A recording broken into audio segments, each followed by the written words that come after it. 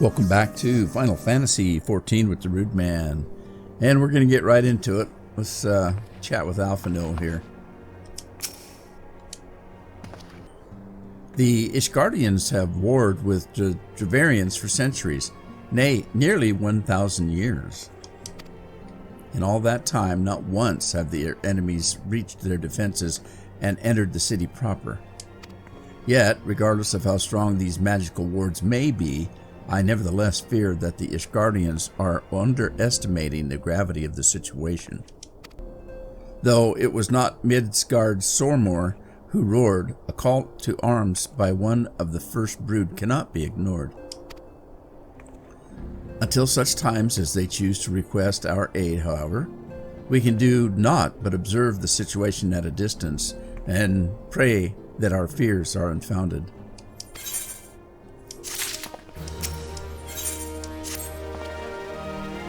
Ere I forget, I believe Moonbrita has requested a gathering of the Scions. I assume there has been some progress concerning our efforts to combat the Aeons. Pray inform her that our business with the Ishgardians is concluded for the moment.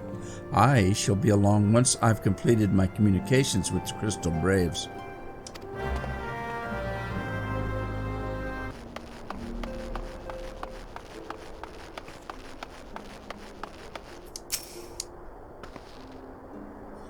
All done with your talk of dragons? Wonderful, because Aeons are next on the menu.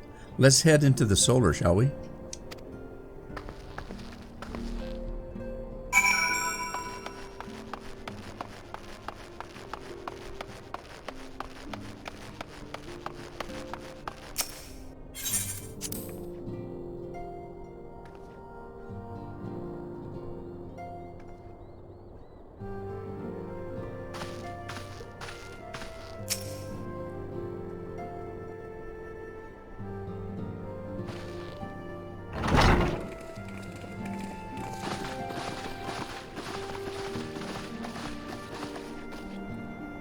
Now that everything's calmed down a bit, relatively speaking I mean, I thought it might be a good time to share our progress on the weapon. I believe we're on the verge of a breakthrough. Well, don't keep us all in suspense.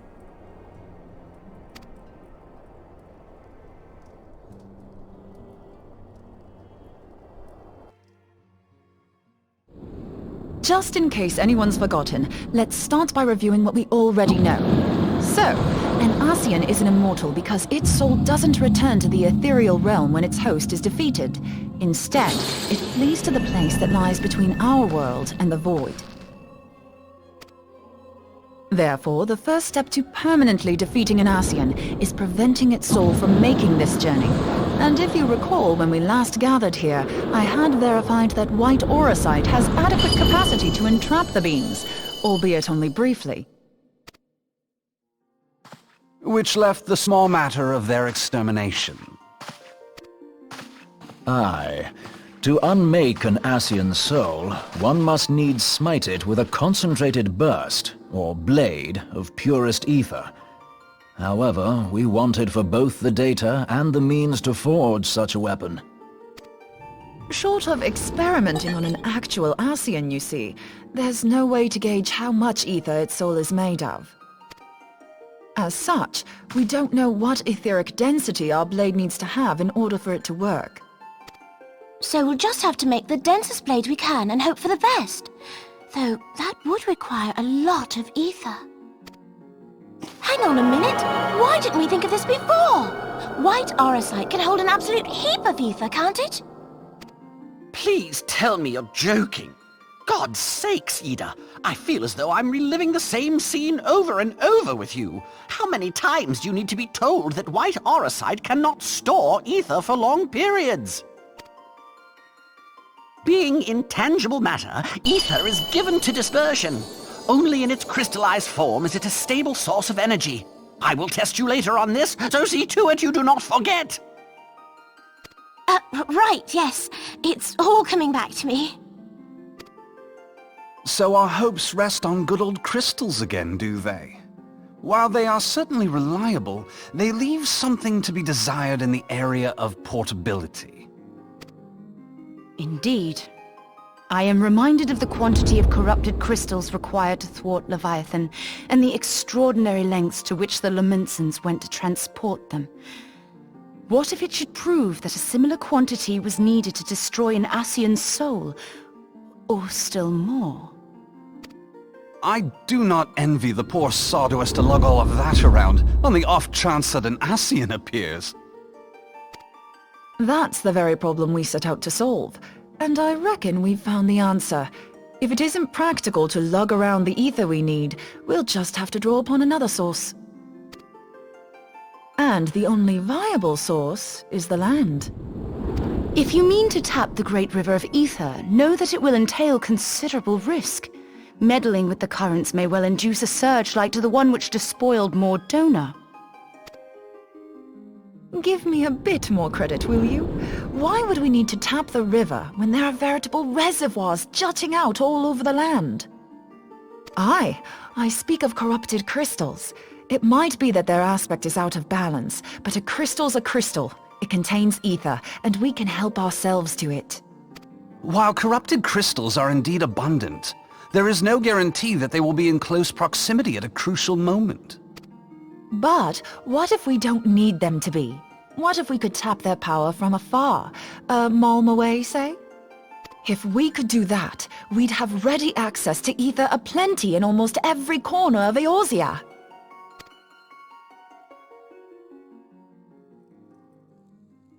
I've yet to put my theories to the proof, but I've got a good feeling about this.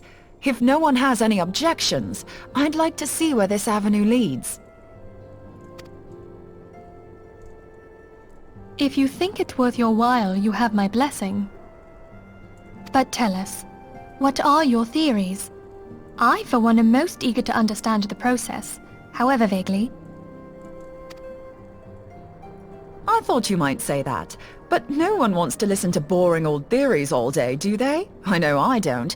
So with your permission, I'd like to try something a bit more hands-on. I've already built an etheric siphon especially for this purpose, and I've been meaning to try it out. Thing is, the profusion of corrupted crystals in Mordona makes it something of a high-risk testing ground. If anything goes awry with the siphon, it would be better if it didn't happen within spitting distance of quite so much ether.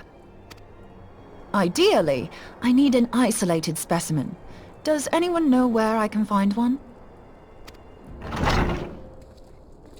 May I suggest northern Thanalan? There you will find corrupted crystals of middling size, standing a reasonable distance apart. Ideal for your needs, I should have thought. Oh, and if you do elect to visit the place, I should be much obliged if you would assist me in another matter while you are in the area. Has something happened? Movement has been observed at Castrum Meridianum. During Operation Archon, the Alliance dealt the stronghold a heavy blow. Its facilities were extensively damaged, and its garrison reduced to a fraction of its former strength. Not long after our forces withdrew, however, their ranks were replenished by reinforcements from Castrum's sentry. They now seek to rebuild, and to this end they have their sights set upon the ceruleum processing plant. Having lost the Empire's support, the 14th Legion lacks the resources to sustain itself. To them, this is a bid for survival, and they will doubtless fight like desperate men. Though I have dispatched the Crystal Braves, I fear their strength alone may not suffice to stay the Imperial assault. I would request the Scion's aid in the defensive effort. If I didn't know better, I'd say you were trying to inveigle us into fighting your battle with the promise of shiny crystals. Well then, consider me inveigled. I won't lie, the crystals you speak of sound perfect, so the Garleans have to go. Besides, we can't afford to beat about the bush. There's no telling when the Arcians will next appear. Thine eagerness to hurl thyself into the jaws of danger cometh as little surprise. Exercise due caution, I prithee. Though you have become a Crystal Brave, you are yet a Scion, Alphino. We could hardly refuse you. Pray, join the Crystal Braves and lend them your support. Thangred and Papalimo shall accompany you.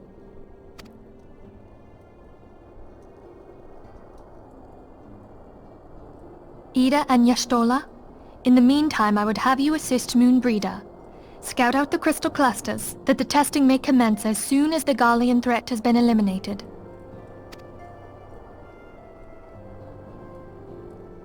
If it please you, I shall continue mine own experiments on white orosite.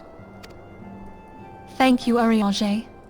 Everyone, pray see to your preparations and depart as soon as you are able. Go well, and be safe.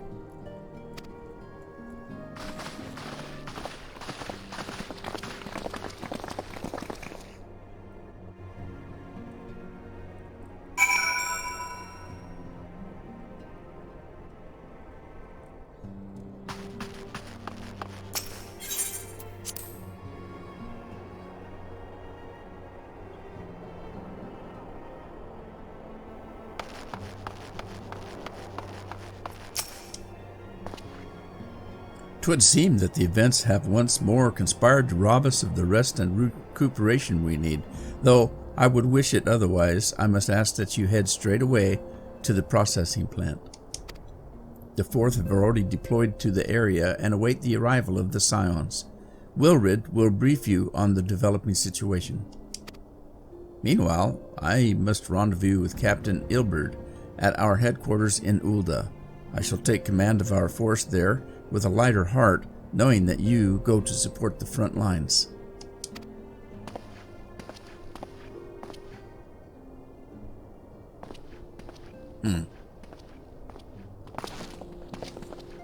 Your duties take you to northern Thanalan, do they not?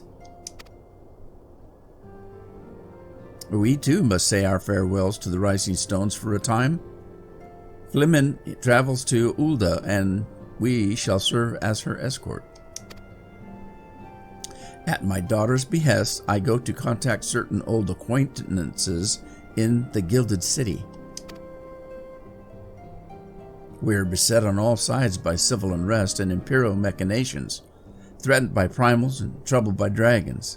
We need all the allies we can muster. Many of my friends hold positions of power, you see, and it's my hope that they can be convinced to aid the Scion's cause.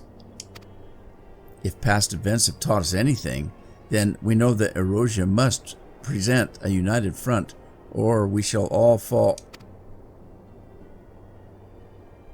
Ah, how extraordinary that my little Asilla is involved in such far-reaching affairs. I'm proud that I might now stand at her side, not only as a mother, but also as a colleague. A colleague with influential connections, but I fear that Ulda has become a place of danger, even for one so familiar with her streets. Bah! Woe betide the blackguard that so much as glares in your direction, milady. These guys are so weird. Aha, I shall be well protected, it seems. Shall we be on our way then?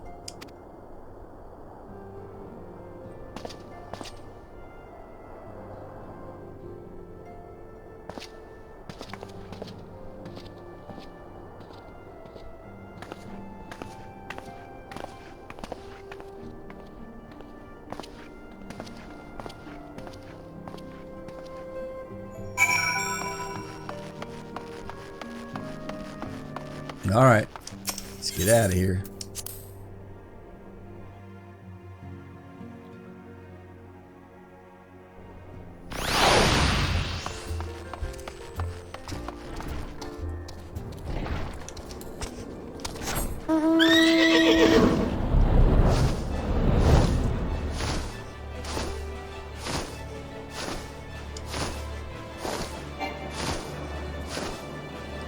Beautiful day for a flight.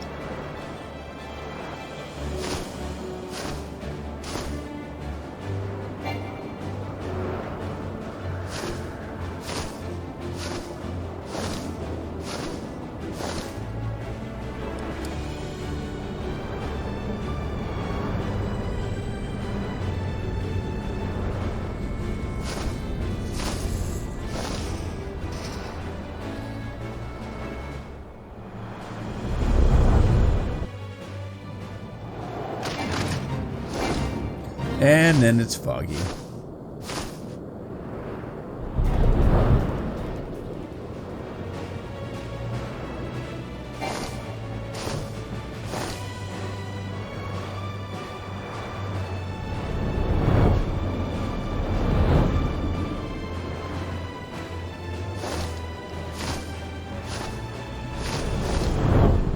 Alright, where's he at? Behind me? There he is. Hey, Wilred. How you doing?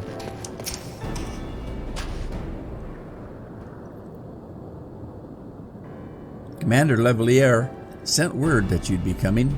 A veteran of your talents is most welcome. Not that I don't think we can handle the situation, mind you, but I've learned a trick or two since the disaster with the Amalja. But returning to the task at hand, the Flames reconnaissance scouts have reported Imperial soldiers assembling at Raban's push. Such a force is likely interested in only one thing: getting their hands on the resources found here at the processing plant. The Garleans could begin marching on us at any time. Pray speak with the Lieutenant Edelstein that we might coordinate our counter strategy. In the meantime, I'll inform the others that you've arrived. No doubt it will bring welcome tidings.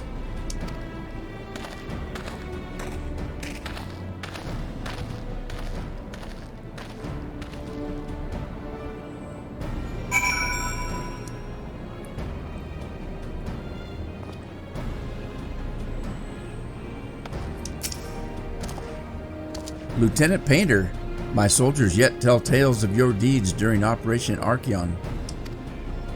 Would that we could sit a while and reminisce about old times, but I fear more pressing matters require our attention. The civilian draftsmen, you see, have come across several highly suspicious crates within the boundaries of the processing plant. I had my sappers take a closer look, and our worst fears were confirmed. These boxes contain powerful explosive devices of Imperial design no less. By my orders, the Flames stationed here are conducting a thorough sweep of the compound as we speak. Though it troubles me that we were unable to apprehend the Imperial spy behind this, I have faith that our men will be able to neutralize the threat for now. In the meantime, our scouts bring troubling news on the latest movements of the Imperial army. I would once again ask for your aid.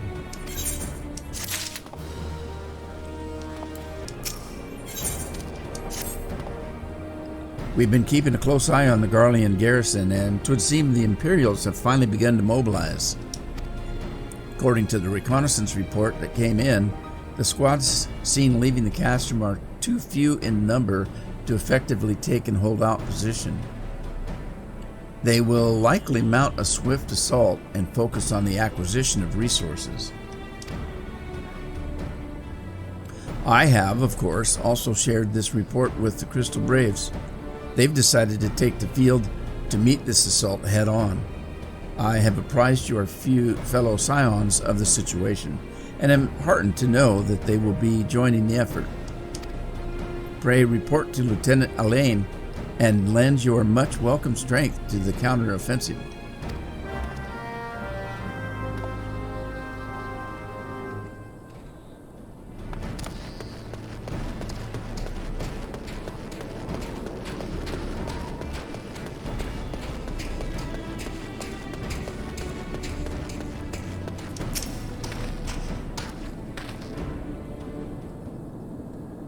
Glad to have you with us, Roland. As I'm sure Lieutenant Edelstein has explained, the Garleans have deployed a small force from Castrum Meridium. Their main column assembles to the north near Dalaman's Talons, but we've also spied several squads attempting to conceal themselves on the approach to the west.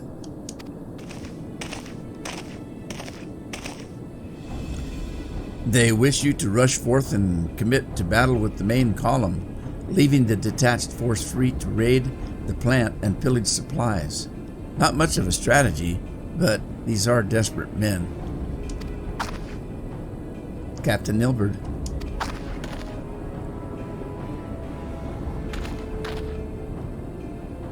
Greetings, Scion. I understand that the commander bid you and your fellows come lend a hand to the braves.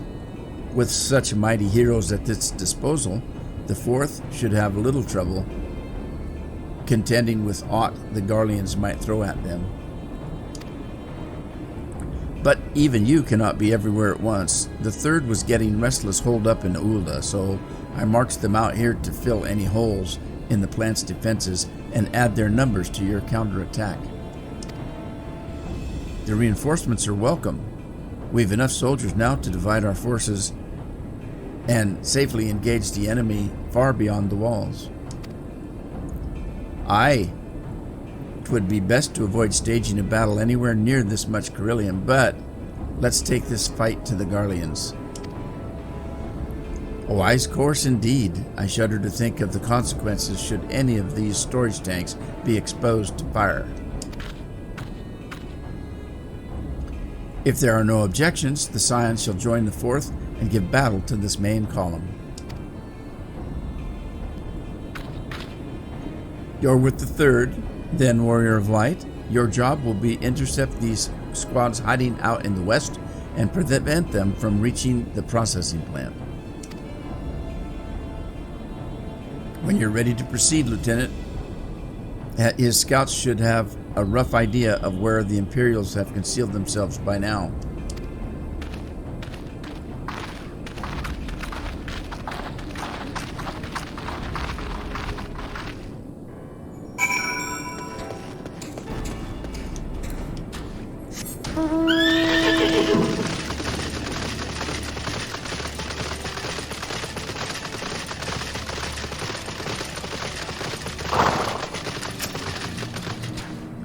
Pleasure to be fighting at your side once more, Scion.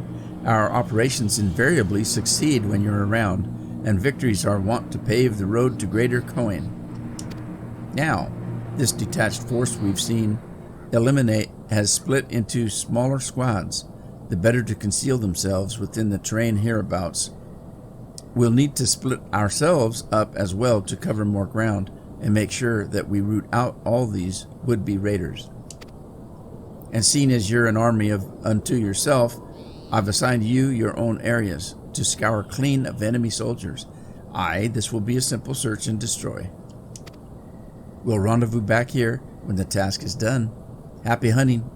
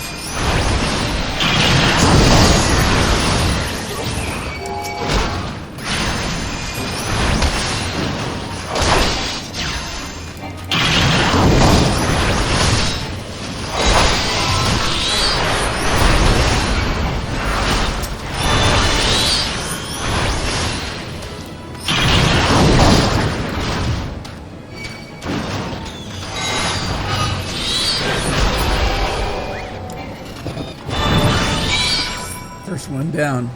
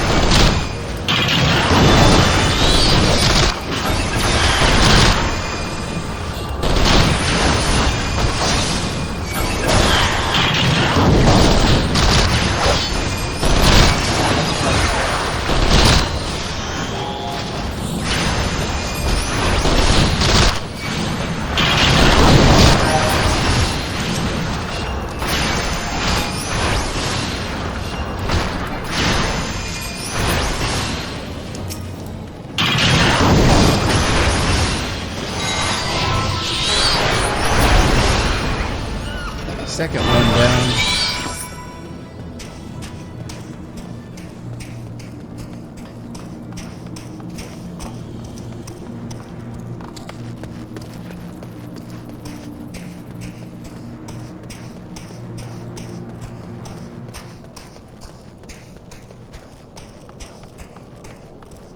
Well, where's the third one? Oh, maybe that was all we had.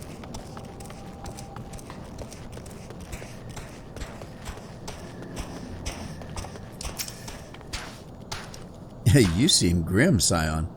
I'll take that to mean that between us, more than a few Garleans won't be making it back to the Crastrum. These Imperials, though, they certainly made us earn our pay. I would be a happy man if I never had to tussle with another one of those Magitech horrors. It's time we bid this war-torn land farewell. I will contact the 4th and let Lieutenant Aileen know that the west is now clear.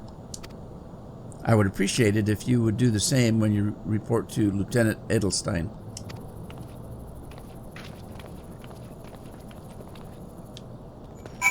Well, alrighty then.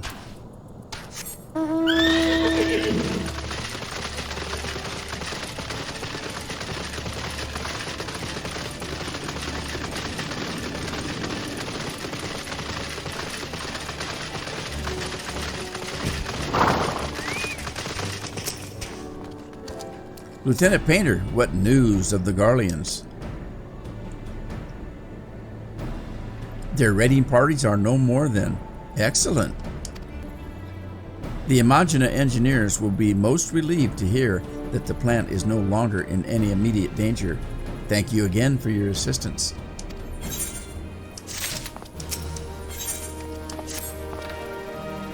You must be anxious for a word of your fellows. Lieutenant Aileen has reported a sound victory over the main column and informs me that the Scions have already turned their attention to their other duties. All but one, that is. The Rodigan lady with the large axe. 'Twould appear she has chosen to remain at the site of the battle. I know not what task keeps her from returning to civilization, but northern Thanalon is no place to wander alone, even for a capable sort such as her. I would certainly feel better about things if you would check in on her before you continue on your way.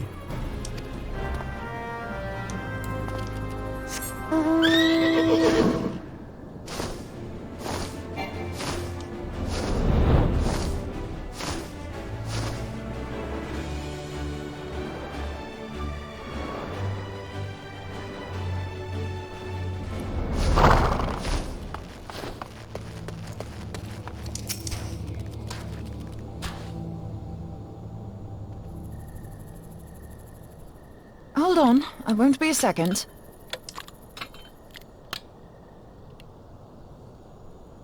The beast seemed peckish, so I gave it a taste of my axe. I know, as Urianger never tires of reminding me. An axe ill becometh the hand of a scholar. What can I say? I like axes. To hear my mother tell it, I came into this world holding one. That could have hurt. And it's not as if it stopped me picking up a quill, is it? I often think of the man who introduced me to the joys of learning. He's one of the reasons I decided to come to Eorzea. Him and my excruciatingly stiff childhood friend. Considering how unalike we are, it's a wonder we ever got on. The world's a strange old place, isn't it? Aye, that ought to do it.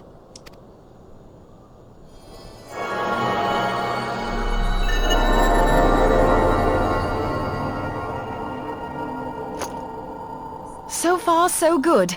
At these concentrations, it shouldn't matter too much if something goes awry. Just enough ether to make it interesting.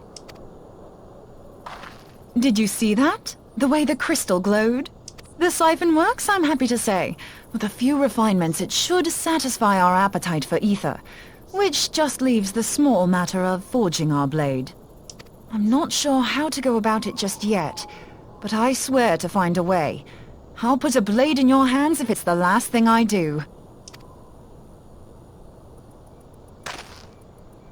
He senses me. A useful talent.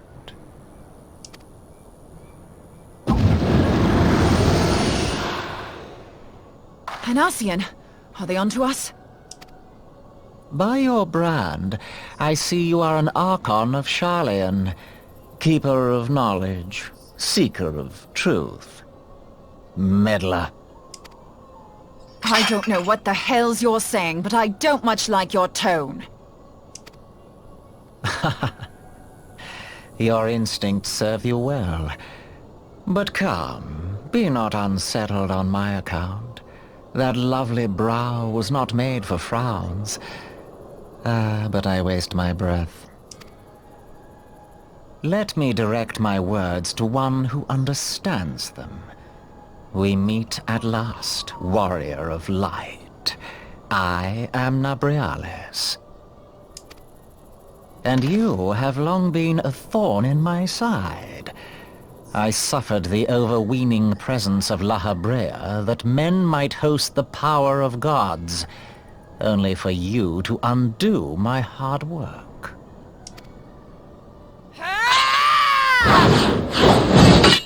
Oh, bugger. Do settle down. You must concede that I acted in self-defense. But what's this? I do not sense the blessing of light. Oh, dear. Could it be that frail Hydaelyn has forgotten her champion? This I did not foresee. Shorn of light as you are no longer a threat. And better yet, the seal is broken.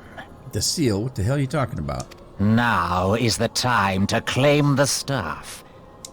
With it in my grasp, I shall rise above them all and take my place at Lord Zodiac's right hand.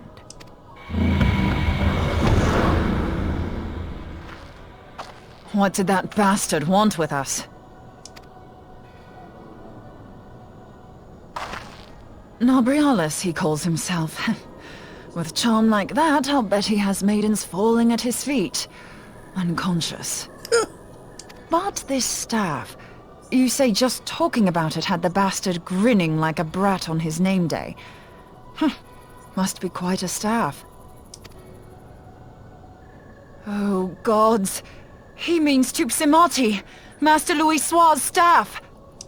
Minfilia's in danger. We have to get back to the Rising Stones.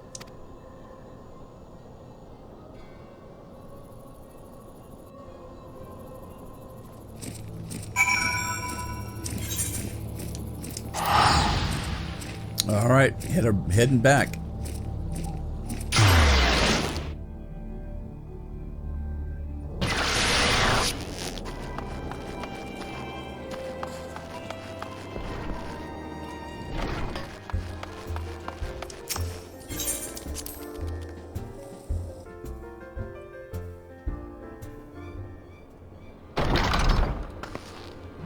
You're here.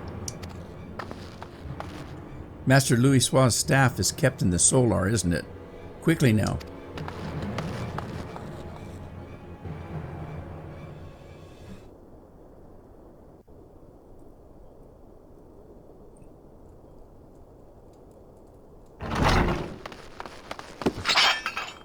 You two!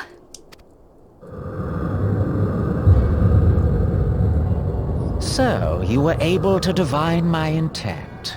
What now, warrior of light? Ah, but that name is no longer fitting. You have become decidedly dull, and quite incapable of barring my entry. What do you mean? You truly do not know? Then I suppose it is only right that I enlighten you. The blessing of light kept you and your fellow meddlers safe. It was that which prevented my kind from entering your domain. This guy's voice is irritating. Worse than mine. My kind, I say, though it had no power over the likes of Elidibus and La Habrea. Being of this world, they could come and go as they please, while I could only look on. But I need look no longer. Now that the seal is gone, I mean to act. Unlike the others, I am not given to waiting. I shall take that staff and bring about the next rejoining. Rejoining? Then it was your doing. The Isle of Val, the scholars, all of it.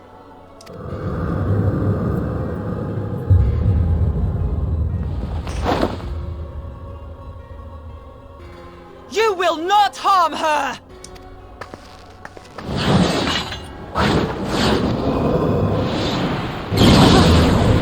Oh, Moonbreeder!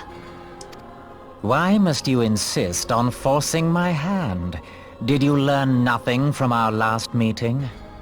Ah, but I forget. My words fall upon deaf ears. The staff is but a broken relic, a memorial to the departed. What possible use could you have for it?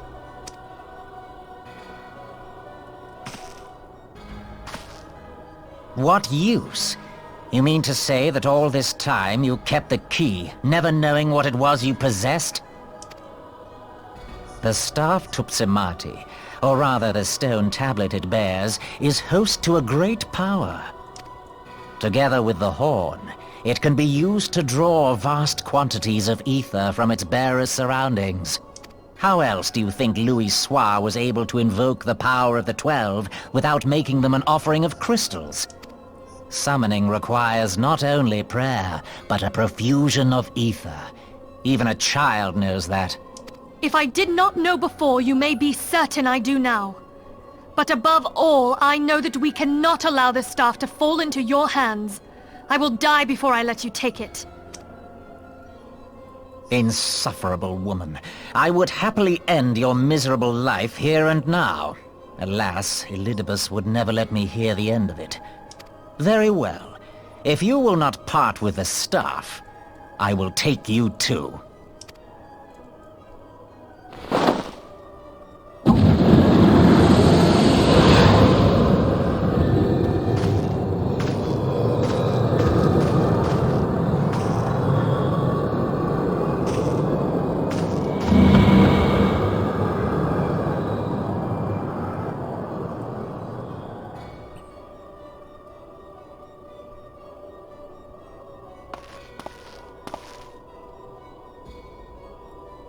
After them!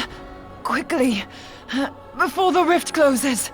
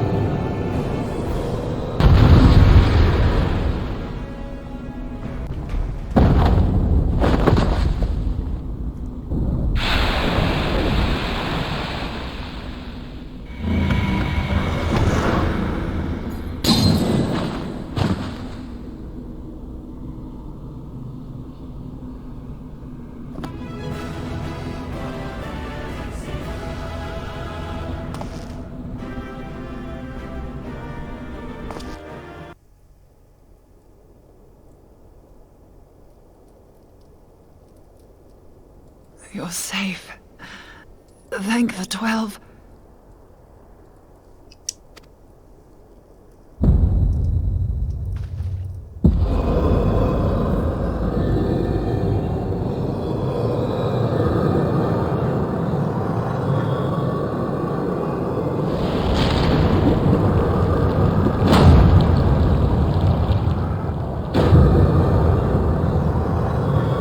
You may have bested me this day, but what of the next? What of all the days to come?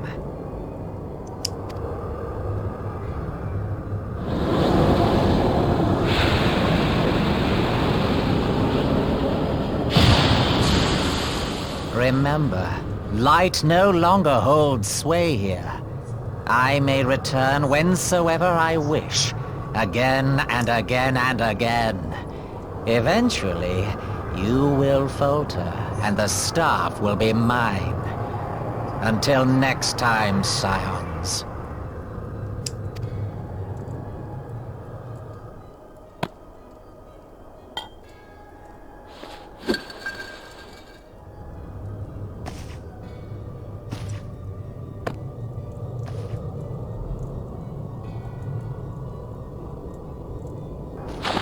There will be no next time.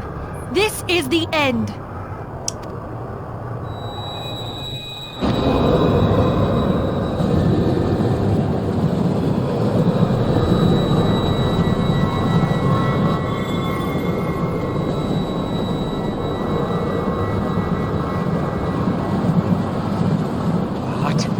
What trickery is this?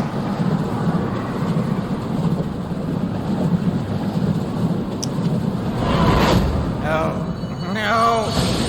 Cannot! No!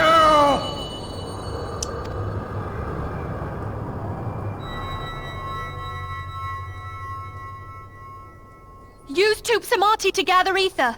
Quickly, before he breaks free!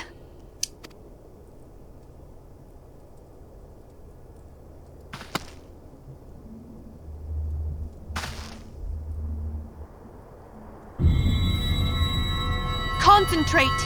Call to mind the time you struck down La Habrea with the Blade of Light.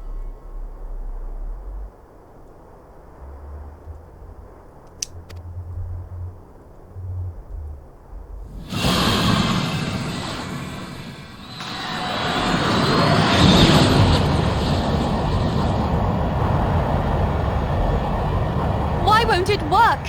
Is it because we lack the blessing of light? Damn it. So much ether. And it still isn't enough. Fools! No mortal prison can contain me! I shall make you pay for your insolence!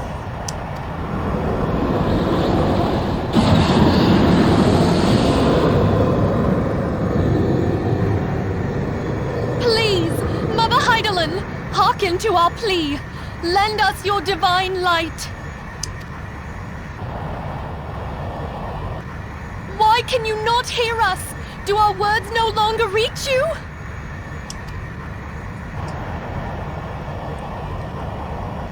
If only we had a bit more ether.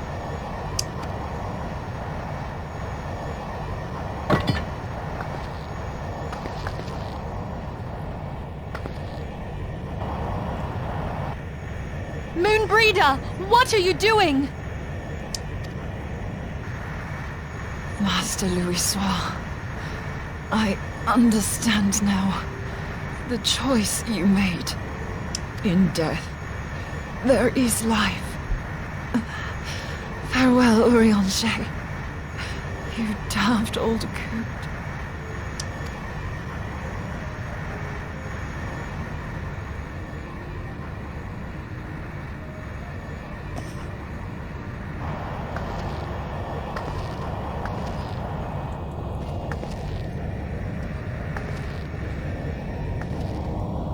Moonbreeder, no! You mustn't!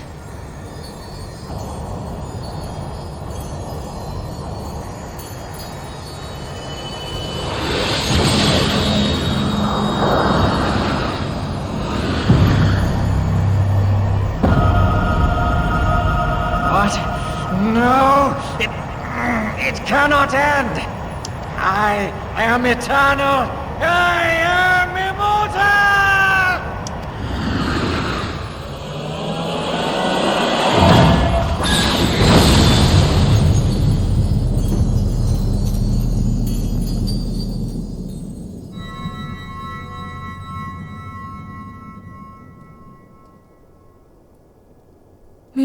Ida. She's gone.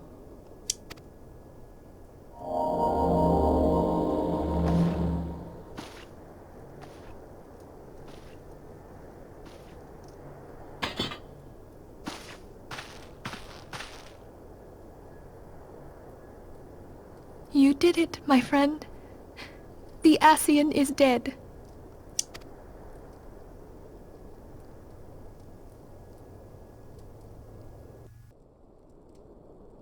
This device is a legacy of Moonbreeder's toils and sacrifice.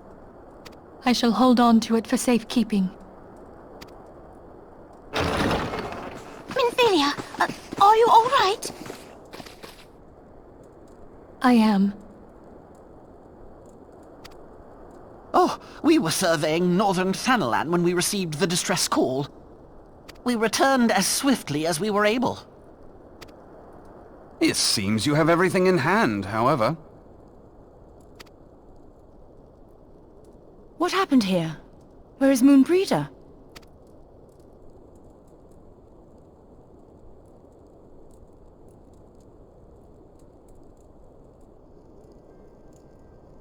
She gave her life to temper the Blade of Light.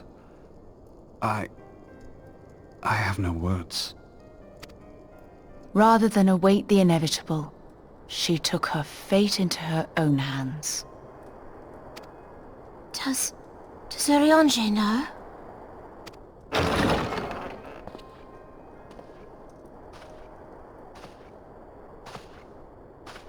My friend, there is something I must tell you. I heard all, my lady.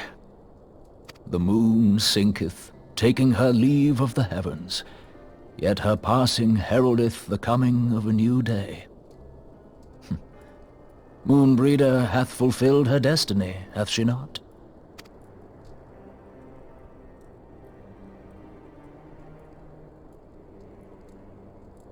Long ago, far across the seas in the Sharlayan motherland, Moonbreeder and I did study under the sage tutelage of Master Louisoix.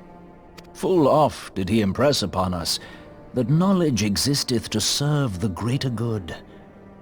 This sentiment, however, was contrary to the nation's policy of neutrality, which censured intercedence in the affairs of foreign lands. In spite of vehement opposition, he founded the Circle of Knowing, and journeyed hitherto the heart of Eorzea. Through his noble sacrifice was the realm spared its doom. Yet this great soul, whom all should rightly have honored, was branded a pariah in his own land. His peers did accuse him of forsaking his duty as a man of learning, and of meddling in the course of history. When he left Sharlayan behind, Master Louisoix gave no word to signal his intent to Moonbreeder. Close as they were, as master and disciple, she was deeply wounded by the sudden exclusion from his confidence. Above all, however, she was confused. Try as she might, she could ill comprehend her master's motive. The slanders that were heaped upon him after his passing served only to inflame the turmoil within her. For years upon end, she knew not what to believe. Torn as she was twixt the man whom she revered and the man who forsook her and his duty both. The Louisoix I knew would never forsake his duty, much less one of his own. This I know full well, my lady. 'Twas not for want of love that Master Louisoix hid his intent. He but desired that Moonbreeder discover her own path, free of the shadow of his influence. Long did I contemplate revealing the truth to her, and long did I hold my peace. After all, was it not Master Louisoix's wish that she come to the truth unaided? I told myself it was, and resolved to let her suffer. Knowingly did I deny my friend the comfort she craved. And now she hath gone to her rest, with doubt still in her heart.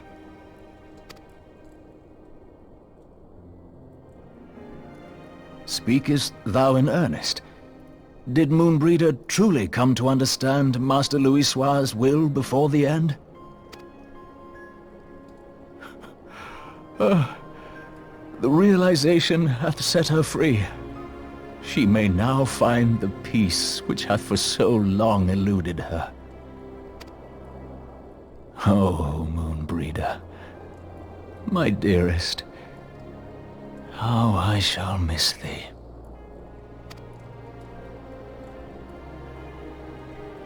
Moonbreeder gave her life that we might possess the means to defeat the Ascians. Her sacrifice must not be in vain. Let us continue her work on the Blade of Ether and see it to completion.